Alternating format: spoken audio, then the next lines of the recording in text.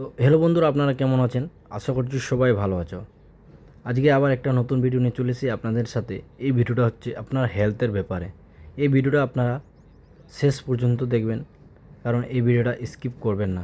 ভিডিওটার মধ্যে খুবই গুরুত্বপূর্ণ ইম্পর্টেন্ট কথা, যে গ্যাস সমস্যাটা কি, এই গ্যাস সমস্যাটা নিয়ে আজকে পুরো আলোচনা হবে। তো চলো ভিডিওটা দেখে নিই। যখন আমাদের গ্যাস উঠে তখন কিন্তু আমাদের বুকে জ্বালা খুব হয়, অতিরিক্ত পরিমাণে শ্বাসকষ্ট হয় অনেকজনার। কেউ সহ্য করতে পারে না, তলপেট ব্যথা করবে, পেট ফুলে যাবে, বমি বমি ভাব, বমি আসবে। কিন্তু যখন গ্যাস উঠে যায় তখন ওকে ভালো লাগবে না, শরীরের মধ্যে একদম ঘাম হয়ে যায়, এত ব্যথা করবে যে সহ্য করতে পারবে না সে। তো এগুলো হচ্ছে গ্যাস। তো এই গ্যাসের কারণে আমাদের, গ্যাস অ্যাসিডির কারণে আমাদের যেরকম পায়খানাও টাইট হয়, অনেক সময় ঠিক ওরকম পটিটাও ক্লিয়ার হয় না, ঠিক কি না? তো এগুলো আমাদের সকালে যখন আমরা ঘুম থেকে উঠি, আমাদের খারাপ হ্যাবিটটা আছে না, বলেই তো এই জিনিসগুলো সৃষ্টি হয়। প্রথমে যখন আমরা বাইরে কোনো জায়গায় ঘুরতে যাই, তখন কিন্তু আমরা প্রচুর পরিমাণে রিচ খাবার খেয়ে নিই, কোল্ড ড্রিঙ্ক, তারপরে আপনি তামাক জাতীয় জিনিস খেয়ে নেন, তারপরে ফাস্ট ফুড, জাঙ্ক ফুড যা আছে সব খেয়ে নেন। তাহলে আপনার শরীরে তো ক্ষতি করবেই। এইটাকে বলে গ্যাসের প্রধান লক্ষ্য। আপনি প্রথম কিছুই বুঝতে পারবেন না, আপনি প্রচুর খেয়ে নেন, তারপরে আপনি খাওয়ার সঙ্গে সঙ্গে আপনি যখন জল খেয়ে নেন, তাহলে সে তো আরও মারাত্মক ডেঞ্জারাস হিসাবে কাজ করে। যে আমাদের অ্যাসিডটা তৈরি হয়, আরও একটা অ্যাসিড তৈরি হয়ে যায়, সেই অ্যাসিডটা আপনার খাওয়ার সঙ্গে সঙ্গে খাদ্যনালীর উপর দিকে চলে আসে। তখন হয়তো আপনার পেটটা ফুলে যায় না, তখন হজম শক্তিটা কমে যায়, বলে যে আমার আজকে হজমই হলো না, কি করব তাড়াতাড়ি। তখন অনেকজন জাইম ট্যাবলেট খায় বা জাইম সিরাপ খায়, কারণ তাড়াতাড়ি হজম করতে হবে, তার পেট ফুলে গেছে।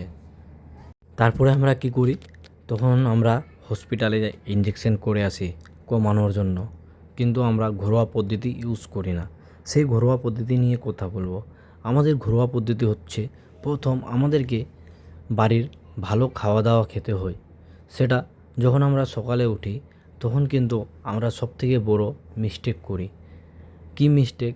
আমরা যখন ঘুম থেকে উঠি কিন্তু খালি বাসি মুখে আমরা জল খাই না। এই অভ্যাসটা আমাদের সবার মধ্যে দেখা যায়। কারণ আপনি যদি বাসি মুখে জল খান, তাহলে আপনার শরীরের পক্ষে খুবই ভালো। কারণ আপনি যা খাচ্ছেন রাত্রে, সেটা আপনার স্টোমাচে আটকে থেকে গেল। আপনি যখন খালি পেটে জল খাবেন কি না, বা বাসি পেটে, তখন আপনার সেগুলো পরিষ্কার করে যাবে। তখন আপনাকে মাইন্ডটাও ভালো লাগবে, শরীর হালকা থাকবে। খেয়ে থাকি, কিন্তু আমরা যদি ঠিক রকম শরীরের গঠনটাকে ভালোভাবে আমরা বাড়ির মাধ্যমে মেনটেন করি, ঠিক খাওয়া দাওয়া, ঠিক টাইমে ঘুমানো, অবশ্যই আমাদের গ্যাস থেকে মুক্তি পেয়ে যাব। গ্যাস কোনো জিনিসই না, কারণ আমরা যেটা আমাদের বডি চাই সেটা আমরা দিতে পারি না, আর যেটা চাই না, খারাপ জিনিসটা চাই না, সেটা আমরা দিতে 100%, যেটাতে আমাদের কোনো প্রোটিনই থাকে না, শুধু কার্বোহাইড্রেট, ক্যালোরি। আমরা এই গ্যাসটাকে কিভাবে ঠিক করব? তো প্রসেসগুলো হচ্ছে আমাদের হেলদি প্রসেস। যখন আপনি খাবেন কি না, খাওয়ার অন্তত 20 মিনিট পরে আপনি জলটা খান, 20 মিনিট পরে আপনি জলটা খান, তারপরে আপনি 20 মিনিট অন্তর অন্তর জল খান। 4.5 লিটার আপনার সারা দিনে জল লাগবে, যে ওয়াটার ইনটেক করতে হবে, যেটা আমাদের স্কিনের জন্যও ভালো আর সব দিক থেকে ভালো। কারণ আমাদের গ্যাস হতে দিবে না। আমরা বারে বারে বলি যে আমাদের গ্যাস হয়ে গেছে, কিছু খেতে হবে না।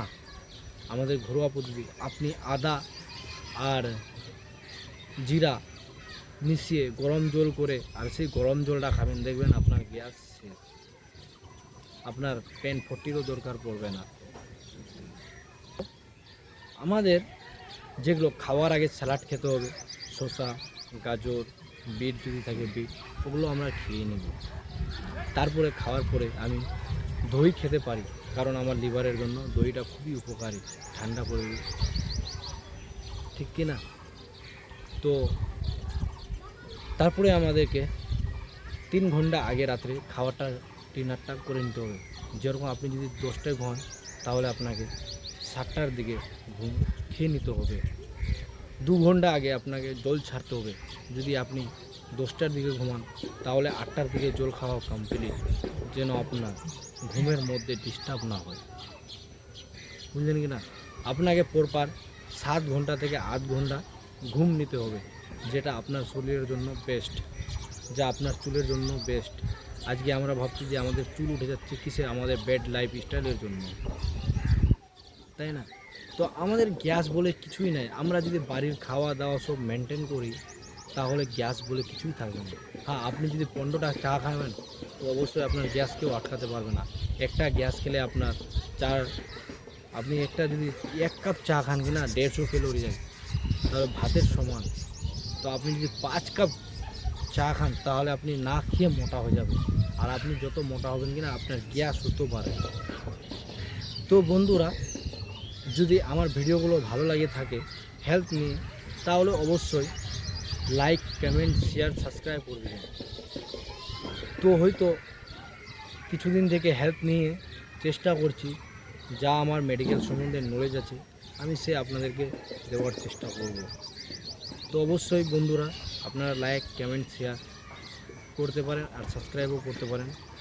আমি ফেসবুকে ভিডিও দিই না, কারণ আমার ইউটিউবটাই হচ্ছে শখ। যদি আপনাদের একটু সাপোর্ট হয় তো সাপোর্টটা করে দেবেন। ততক্ষণ থেকে টাটা, বাই বাই। আবার নেক্সট একটা ভালো ভিডিও নিয়ে আপনাদের সাথে আবার হাজির হতে চলেছি।